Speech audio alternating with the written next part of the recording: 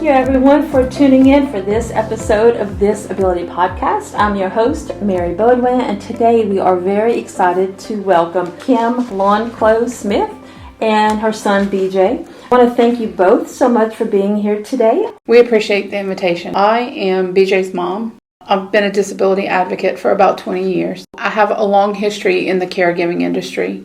So I've done a lot of private duty care through waivers. I am BJ's full-time caregiver, and I have been for over 10 years. So BJ had an accident, is that correct? Okay. Tell me about life before the accident. Both of you can answer if you'd like. Well, BJ, life before the accident was, his dad and I had been divorced 3 years when the accident occurred. And he was about to go into high school. And he loved sports. He loved playing football, being in the gym and working out. He was an excellent athlete. He was in great shape. His dream was to play for the NFL. We had a family that back in the 60s, actually, that used to play for the NFL, and he and BJ favor each other a lot. And so we had some family out there that lived in Houston, and they invited him to go and interview with some high schools that are interested in putting their athletes through rigorous training. We agreed for him to go, and he was there about 2 weeks. And the day of the football physical, he and his cousin were taking turns riding a four-wheeler in the neighborhood on a paved road, which not supposed to be ridden on a paved road. It's an off-road vehicle.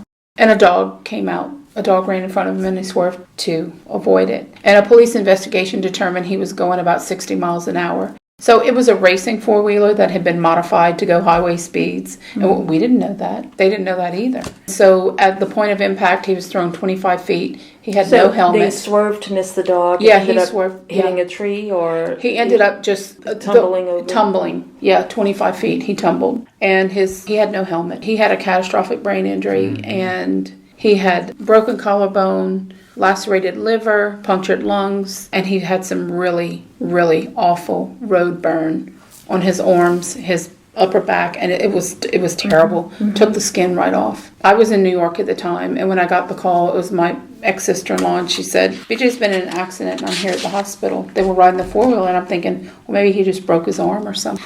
She said, no, he's in brain surgery right now, and they're giving him 10% chance of survival. So when I got there, they were like, he was in neuro ICU. He had already been through one brain surgery, and they were like, look, he's probably not going to make it, but when y'all go in to visit, like neuro ICU is very strict. You can only go in and visit for like 10 minutes so many times a day. They were like, it's just not good at all.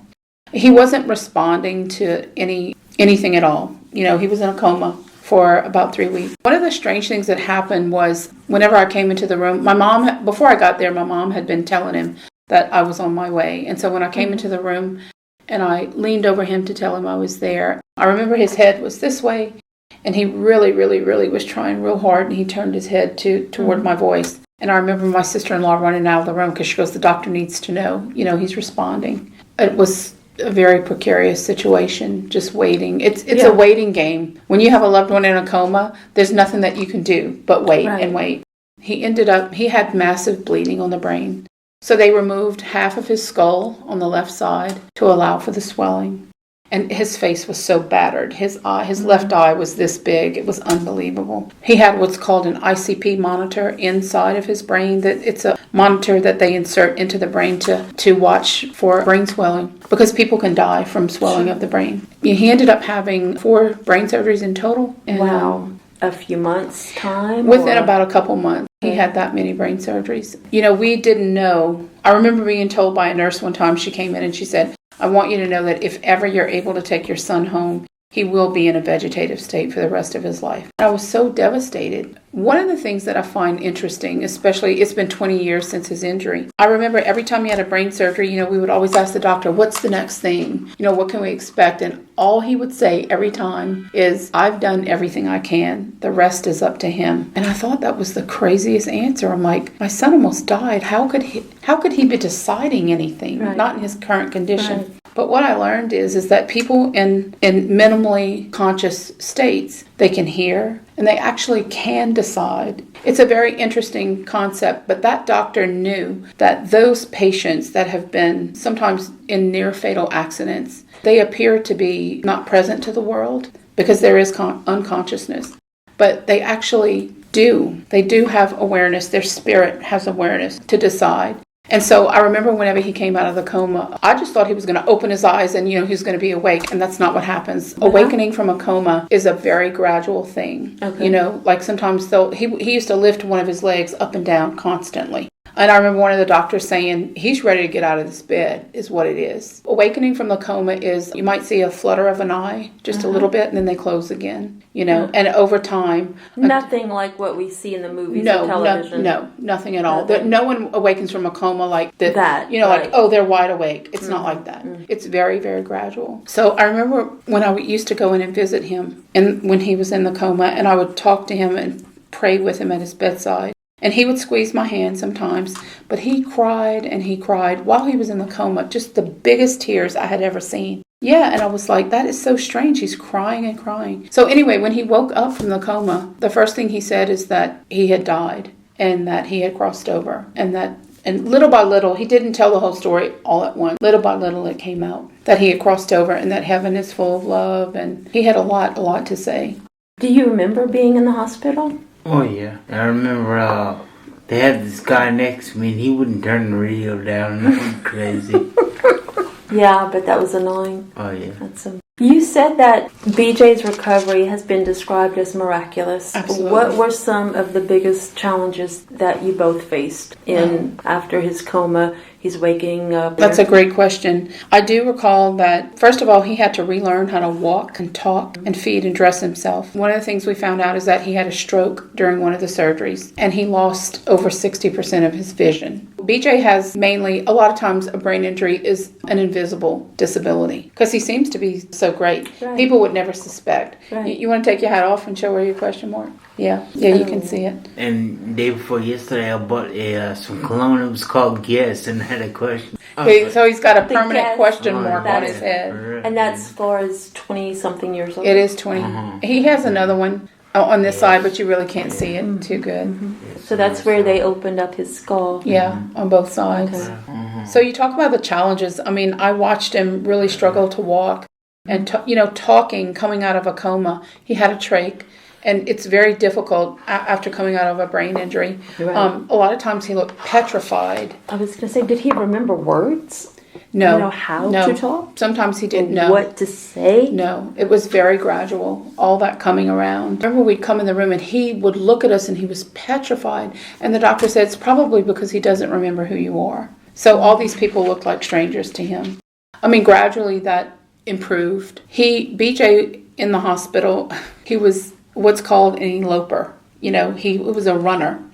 So he could get up and go to the bathroom. And at Memorial Hermann Hospital, where he was in Houston, the hallways are so long. They just go on forever. Yeah. I could tell he would get a look on his face, and he was getting ready to run. And if he could get out that door... He was training for football. Exactly, What do you expect, Mom? Exactly. Crazy me, right? Yeah. And so they'd have to, you'd hear on the calling security, we've got an eloper. And they'd come and they'd bring the leathers on and they'd strap him down to the bed and stuff. So he just didn't have a lot of understanding at all about his injury and what had happened. Physically, he was able to kind of catch up. Oh, yeah. Because I'm presuming he was in good shape at that point. He was in excellent shape. Right. He was in excellent shape. Mentally, no. nothing. Cognitively, it was gone. But I remember when he was in neuro ICU, there was the doctor, he was the director of the ER when BJ was brought in. He would come and visit a lot to check on him. And he said, sometimes we send other doctors or nurses in here to check on patients. And he said, they couldn't find him. They'd come back and say, there's a 15-year-old. Where? We can't find him. And he goes, I remember one nurse saying, he looked like an adult. Sure. They said, he's one of them Louisiana corn-fed boys. That's why. He was huge, huge. I remember the director of the ER coming in one time and he goes, I don't know how to tell you this, but he said, we don't understand why he's holding on. That's how catastrophic his injury was. Oh, my God. They were very, very blunt. They were very honest. At some point, you guys have to go home. What was that like? The great thing about Memorial Hermann is they have what's called a peer mentor program. Okay. So they have former patients with brain injury come in and talk to the families about life after brain injury and what you might expect. And then the doctors, actually, you have to go through, whoever's taking him home has to go through mandatory brain injury training, and it's all done in the hospital or in rehab. And you can't take that patient home unless you are present for that training. They just don't let you do it. Of course, we didn't know what to expect because he was a brand new person. He was very different from what he was before. And he and I moved in with my mom. And it was very rough trying to get him to go to rehab. He just was in denial. I'd say, but you had a brain injury and you're sick. And he didn't want to hear anything. I mean, he would take me down to the floor. Big guy, I don't want to go. I had to lay down with him every night so that he could go to sleep, hold his hand. He had a condition called hemihydrosis. It cleared up after about 6 months, thank God. What it is it's dysregulation of body temperature. Like the thermostat is broken. And so only 1/2 of his body would sweat. I mean, profusely. It was unbelievable. For some reason, it was closer to bedtime that this would happen. So I'd have to pack Ziploc bags full of ice and put it on his body so he could calm down and go to sleep. And then this was all night long. Because, when your body warms up, it melts the ice. So you have to take it, dump it, refill it. But thank goodness that cleared up. Well, let me ask you this, because I'm listening to you and I'm just thinking as a mom, if my daughter had this, I would definitely be there for her. But at some point, I'm going to be exhausted. And I'm sure you were. Mm-hmm. Did you have any kind of a support system? Very little. Very little. Very little. This is the thing that I've learned, and from talking to to doctors and nurses and other people in the brain injury arena, is that, and this is true for any injury, what happens after the initial acute phase? Family comes, friends, everybody, even his football buddies, everybody's at the hospital wondering. And then it's like, once they say, okay, he's good, he's going to go home, people disappear. It's a strange thing that happens. There was very little support, except for being at my mom's. I mean, I had friends that would come by and visit. But it's different to visit than to be there for a whole night so that you can go to sleep and that somebody else can do the ice packs. Yeah, wasn't happening. No. It just wasn't. Do you remember the ice packs? Do you remember that? I feel funny whenever I'm around Ziploc bags. It's true. PJ, oh my God. Kept them in business. This is so good. What are some of the biggest misconceptions that people have about traumatic brain injuries? Mm-hmm. There are a lot of misconceptions. So like I told you, BJ it's an invisible injury. Sometimes you hear people say, man, you're doing so great, I'm trying to think some of the things like, I have trouble word finding too, or, man, just, get over it, man. You look good. You just, you can't assume that because he looks okay that everything is okay. Yeah. Because a brain injury is not a broken arm. It's an injured brain. And so there are a lot of things that have improved greatly, but there are things that remain. BJ is definitely in denial about that. I'm not in denial. I've accepted me as being me. You know what I'm saying? I think that's wonderful. Now, she remembers what happened. Yeah. I put her through trauma. I'm not gonna lie. She sat in the hospital, slept on cots. Yeah. But I was out of it. I don't remember the trauma. That's God's gift to me, is not remembering what happened through that. She remembers, I don't. I can get past what happened, has happened, We're on two different streams. I have a question for you. Do you remember your life before the accident? To an extent. Yeah, you remember, like, going to school, kindergarten, friends, things like that? Yeah, I do. Mm-hmm. Yeah. It's been a rough road, I'm not gonna lie. This brain injury, the whole thing, it's been a rough road. But you have to wake up every day and say hello. Hello. Hello. I love it. You can't go back Simple to and sleep. To the point. Yeah. One of my notes I have that BJ discovered his love for painting. Yeah. And I wanted to ask, what role has art played in your life your healing process? Now listen. I'm listening. I do it all the time. I've tried it all. I've tried work. I've tried women. I've tried working out. Mary. I've tried working out. I've got questions now. I've tried school. Let's make a movie. Yeah. I've tried school. I've I've tried even family, I've tried friends. I've tried a lot of different things, Not to say that I can't go back to it, and try again. But art, really, it's always going to be there. It's going to be there. It's always going to be at my side, because it's a thing. Yeah. You know what I'm saying? And it's never going to leave you. It's never going to talk back. It's never going to leave you. Talking back. Now listen, don't get me wrong, I got some squeeze bottles, and whenever you leave them in the car for a few days, the squeeze bottles begin to suck up. You can tell the paint's unhappy. It's a way. It's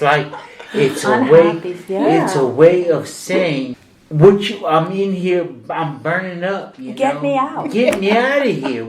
You forgot about me. What's the deal? Yeah. How do you choose your colors, BJ? They choose me. Ooh. I don't choose the colors. I'm serious, man. I did some painting. I hung it this morning. I did some painting. It's called levels or layers or something. And I poured it into a bottle in layers. I got about 5 or 6 different cups, different colors, and I poured them layer over and over and over.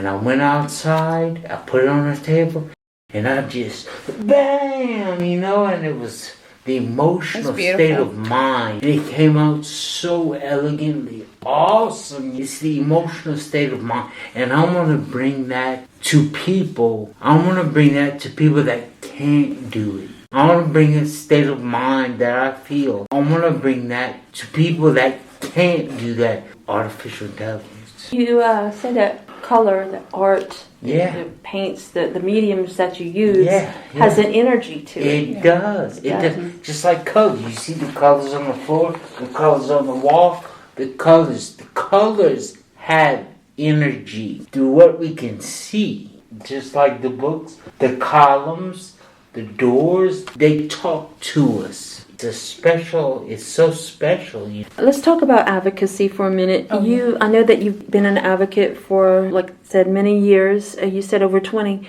What are some of the biggest struggles that you feel that families face? Definitely not enough support and understanding.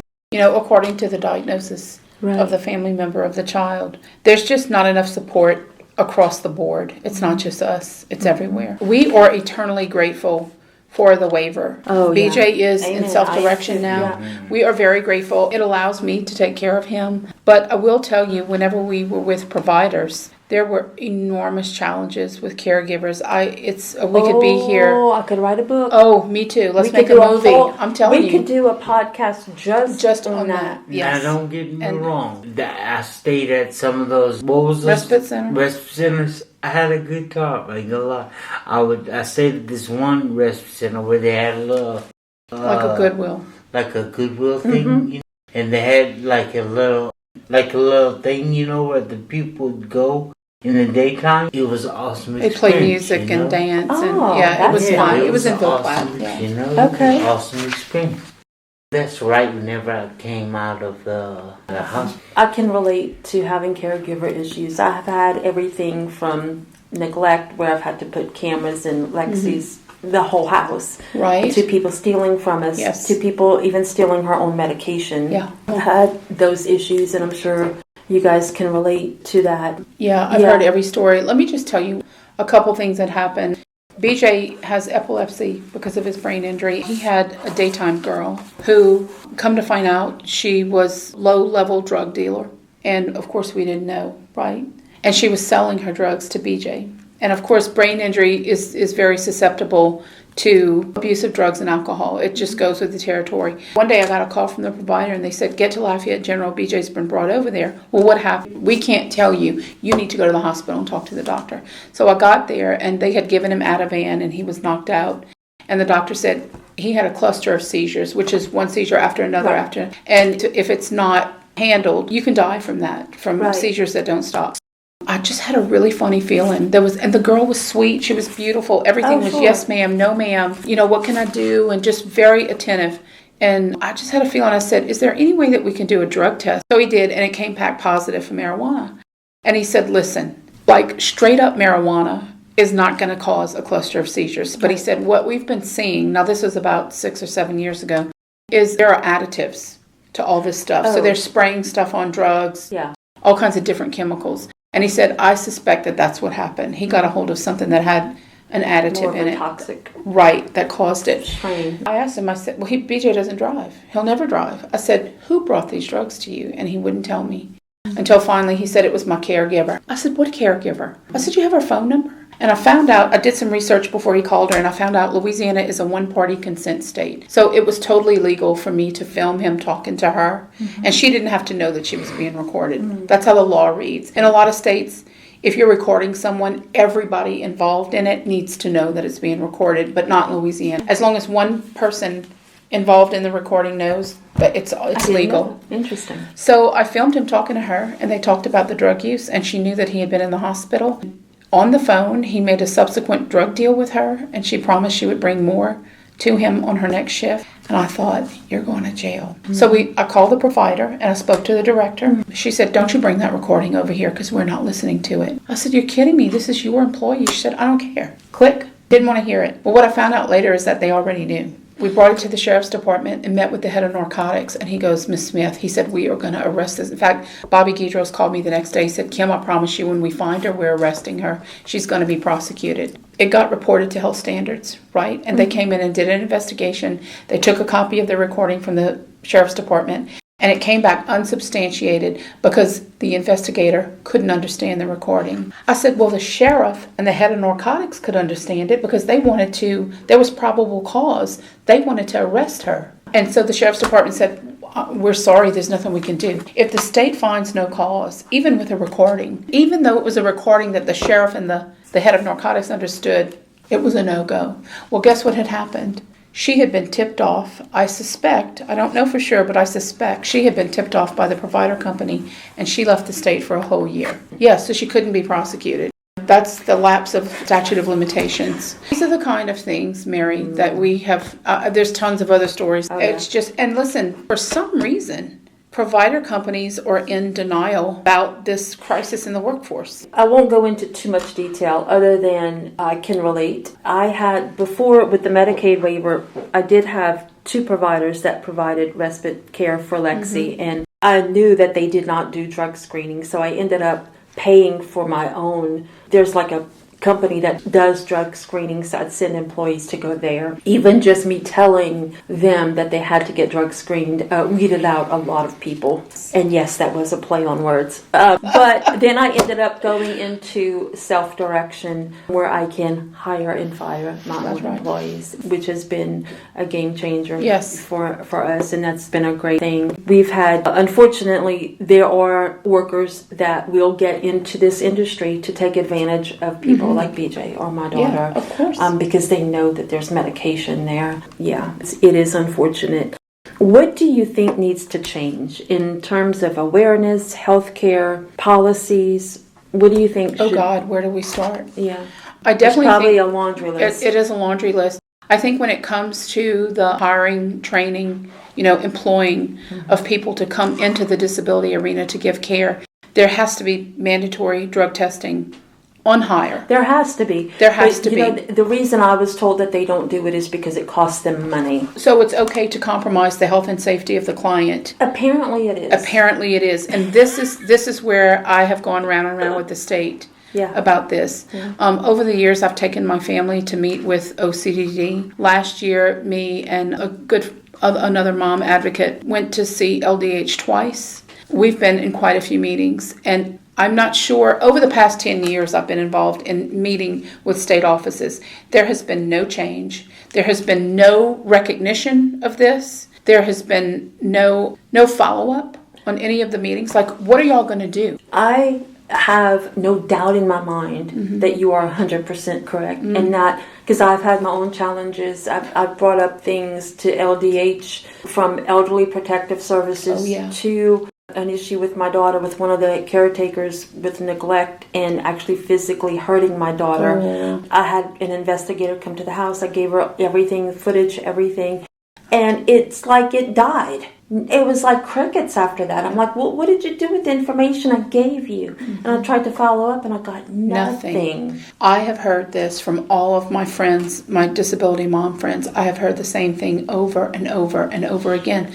So my thing is, what is our reporting agencies? What are they doing? These are people. Why are they employing people? Where's the leadership in this? Apparently there is no leadership in the state of Louisiana. There isn't. And the oversight is it's abysmal. It's a joke. No one wants to admit that this problem. Okay, so let me tell you what happened. Back in so let me just say this. BJ is not our family's first experience with brain injury. My youngest brother Brett was born in 1971, and he had a brain injury due to traumatic birth.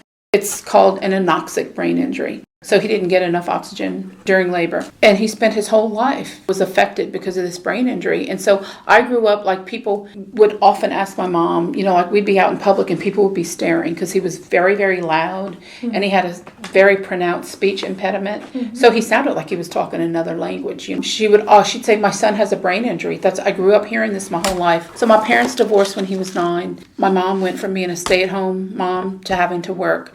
And she couldn't care for all of us. So my dad put him in an ICF, an intermediate care facility, which we call institutional care, in Ruston, up there by Grambling. Now, this place closed in 2010. But so when he was 9 years old, he entered Ruston State School, and he was there for 20 years. We were very, very involved. Like, the state allowed 45 days every summer for him to come home, and he came home for every single holiday. Yeah, we were very involved. The campus was outrageously beautiful.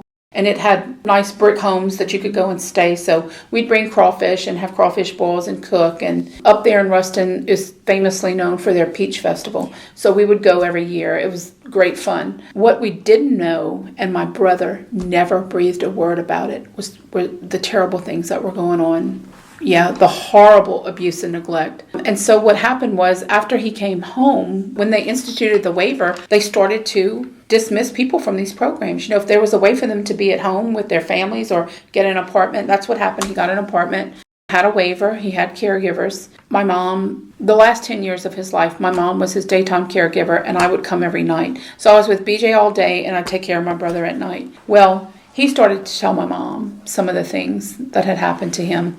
And I remember him telling her that he and his cottage mates at night, they would run out into the piney woods, and the workers would come get them, and then take them in time to their bed for the rest of the night, so they couldn't leave again. But I told my mom, what were they running from? A whole cottage full of clients? Why were they running into the piney woods at night? For what reason? They were running from something and someone. There's no doubt about it.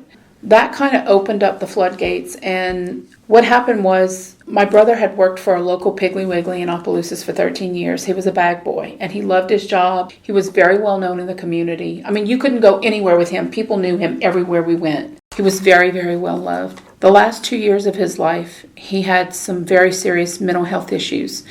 So he was homicidal. He was suicidal. We saw him doing things we'd never seen before. And so his doctor ended up saying, okay, here's the deal. His psych meds are not working. And that has to do with his brain injury. And what happens is, as we get older, especially with an injured brain, there tends to be atrophy of the brain in some areas. And he said the areas of the brain that need the medicine are not accepting the medicine. And he said, there's nothing we can do about that. So they said, y'all have to start looking into long-term care. Well, in the meantime, trying to find a remedy, OCD recommended that he go into a day program. And so we went with him, my mom and I, and interviewed. He said, okay, he would go. Well, let me tell you this. He entered the day program, and there was all this stuff going on with abuse and neglect. It was crazy. And I reached out to former Senator Elbert Gilry, because he has a grandson with a disability, and I went to see him, and I was telling him, and I said, what do I need to do? And he goes, Kim, you need to go before the legislature. You have to, because he said, these people need to know what's going on. I said, where do I go? And he said, you need to go before the Joint Medicaid Oversight Committee. It's called JMOC. And he said, I know people that sit on that committee. So he made an introduction by email, and they accepted me going. So I go there. What ended up happening was, I go before this committee the summer of 2021, and they allowed me to talk for 30 minutes. And I told story after story about everything that had ever happened. You didn't hold back. I didn't hold back at all. And they were very gracious. They listened. They actually called up Julie Foster Hagen and Steve Rousseau, who was an attorney for the state at that time, and they questioned the hell out of them. 46 days after I gave testimony on abuse and neglect, they killed my brother at the day program he was in. And let me tell you what happened. Because he was having all these outrageous behaviors, one of the things we found out is that a lot of these psych meds, one of the side effects is increased appetite. And he was obsessed with food all the time. Mm-hmm. It was constant. I was with him at night. I'd help get him ready in the morning, cook breakfast. He had to bring a bag lunch. One day while we're eating breakfast, he goes, sometimes I eat my lunch on the bus because the bus would come and get him. I said, Brett, why are you doing that? Because you've just eaten a huge breakfast with coffee. I know you're not hungry. And he said, I don't know. I think it's my brain. Well, as soon as he left, I got on the phone because this is my job as a caregiver. Yeah. Any change with a client, you let that team know. Right. This is what's going on with Brett. It's a major issue. It's a major issue. And for 2 reasons I did it, Mary. Number one, to make sure that when it was lunchtime, he had a full lunch, right? And number 2, they needed to know that I was doing my job. I packed his lunch every morning. He was well fed for breakfast because I knew if they suspected anything, they would report me, for neglect. So anyway, I called the program director and I told her what he said. And I said, is there any way that I can give his lunch to the bus driver? Because I have a feeling he's not going to stop. And she said, no. No, she said, that bus driver's too busy. She can't handle that. Click. Now, Mary, you and I both know that's called a reasonable accommodation. Any kind of change that's going to help and ensure the health and safety of that client. Correct. They're supposed to honor that, and she didn't. She totally ignored it. So what happened was they went to a neighborhood to pick up another client, and he started to eat his sandwich on the bus, and he choked on it. Ended up walking off the bus, and he died right in the neighborhood where they were. He fell in somebody's driveway, and that's where he died. I wish I had time. I have the 911 calls from the trial. There was a wrongful death trial, which was like killing him all over again. There was no justice. I hate that for you. Well, it's one of the things that I found out about a civil trial, we had no idea, is that even though my parents sued the day program, their insurance, there is what's called a constellation of people around the victim that can be blamed, okay? Nobody's going to go to jail. They can sign accountability, anybody outside of that main entity that's being sued. And I don't know what ended up happening was I got 25% of the blame because the attorney said I bought my brother the sandwich. My mom was like, what? She said, no, Kim was the overnight. She goes, she would have never bought Brett a sandwich. She goes, I took him grocery shopping. I bought the sandwich for him. It was crazy. So listen to this. The day program got 60%. I got 25%.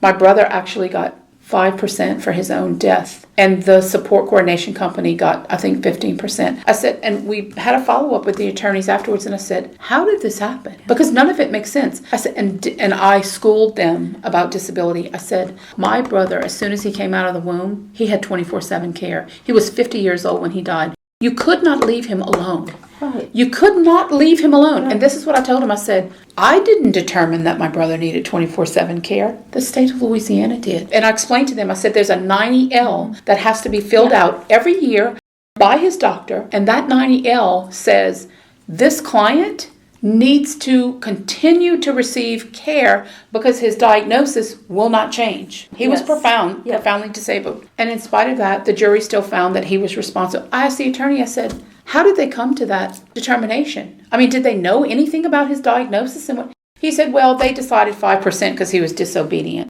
I said, you know what? I said, your son who doesn't have a brain injury could maybe be found disobedient. My brother didn't understand rules and regulations. Right. That meant nothing. The mindset of the person. Yes. He had the mind of a 10-year-old, a brain injured 10-year-old. And so I told him, I said, how in the world? None of this makes sense. I think in society, there's a real disconnect from the disability community.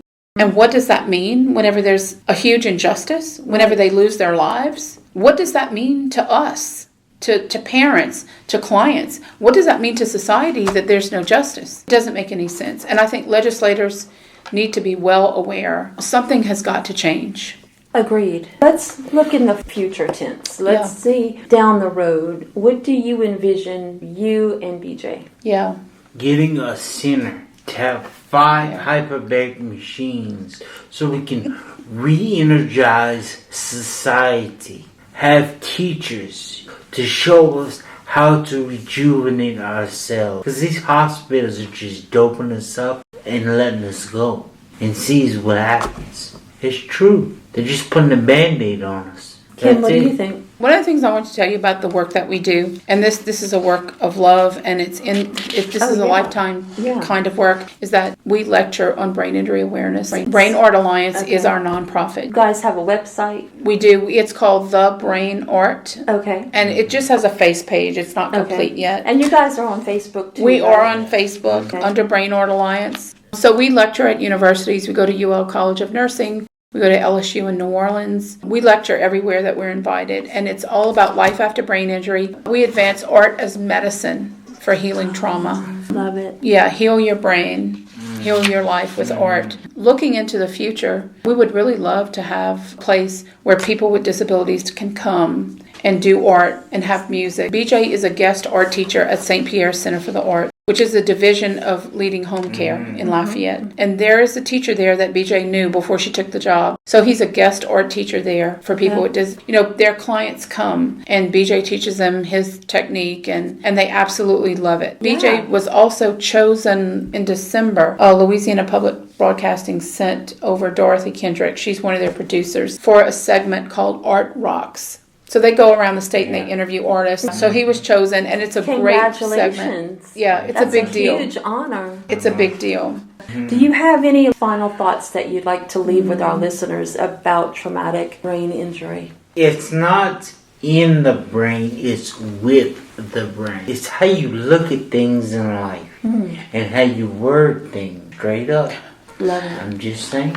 We are co-creators of this universe. Let's embrace it straight up. I think people need to know that there are resources out there. Louisiana has a traumatic brain injury. It's a $50,000 one-time trust. It's a lifetime trust. So they don't actually give you the money. It's in a trust. So you can call them, tell them, I need a modification of they paid for his bathroom to be modified. They paid for steps, on the back porch with handrails. I do want to thank both of you for being here. You're welcome. And that's going to close out this episode of this Ability Mary. Podcast. Yes. Thank you guys. Of course. Yes, ma'am.